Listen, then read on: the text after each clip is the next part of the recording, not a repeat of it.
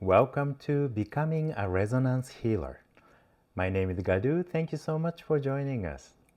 So last time we talked about four aspects of being. The four being physical body, your heart and mind, which I call it kokoro, spirit, and your soul. So today we're going to focus on soul and spirit. So physical body, it's very easy to understand because it's physical manifestation, your body and your physical energy. And spirit and soul is a little more generic term. I haven't really quite found a right word for it, so I'm using this.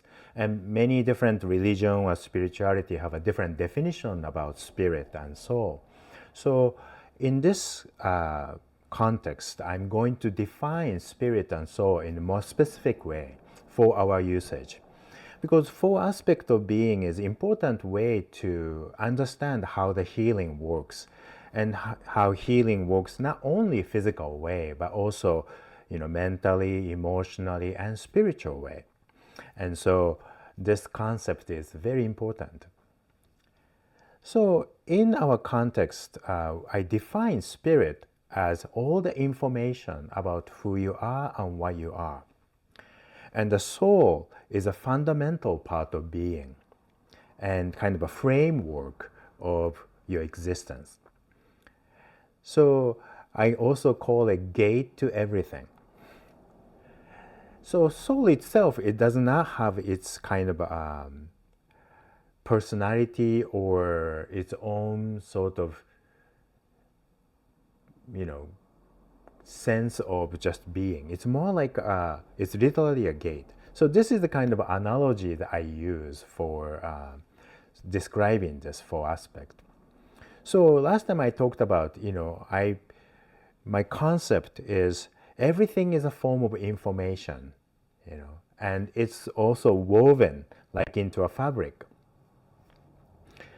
And all this information is sort of woven in so many different dimensions. And if you think about like a embroidery, when you do embroidery, you put a frame around it. And that frame is the soul. So when there's enough information concentrated in one area, this becomes this framework. And the fabric that inside this framework is the spirit, all the information about who you are and what you are.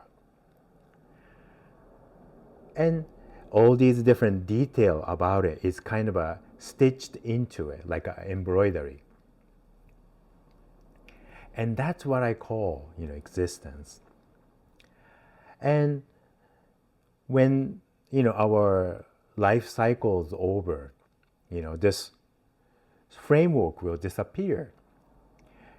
But some of the stuff that's stitched onto it, will disappear as well. Like, all the embroidery is basically strings. So once you take all the string out, it basically disappears. But some of the things that actually get entangled, it might stay. And so that some of the impression about our life might stay in the fabric of information and may get contained in the next cycle of life. So that's what kind of my idea of what karma is and some of the past life experience and stuff like that. But anyway, so if you think about it, like when you see a newborn child, newborn baby, they don't come out into this world, as a completely empty.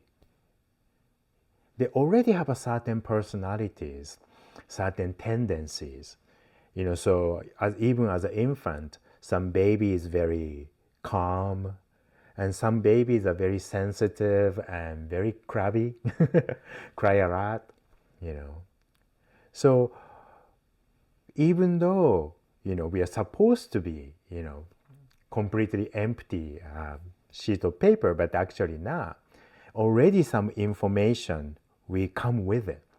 And sometimes they call it DNA or genes. Those kind of a physical trait is already information, contained in us.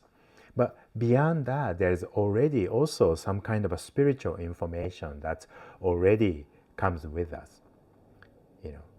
And those things are very important as we continue to talk about healing, because healing is not just a physical thing; it's also a very spiritual part of it. And when we'll talk a little bit more about it when it's come to it.